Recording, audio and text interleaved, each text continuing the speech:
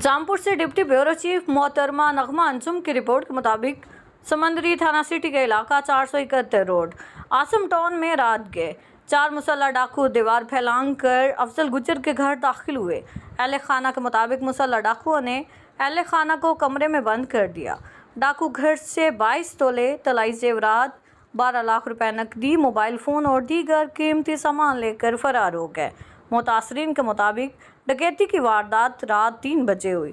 इतला मिलने पर पुलिस मौका पर पहुंच गई और कार्रवाई का आगाज़ कर दिया।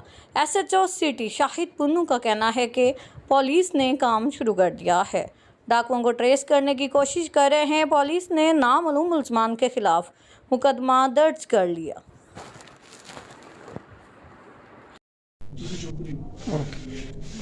अब आप ही कितना नुकसान हुआ है आपका और कैसे डकैती हुई है, कितने लोग हैं आप आपको उन्होंने मारा है, जरगमाल बनाया है, इसके बारे में आप क्या कहना चाहते हैं?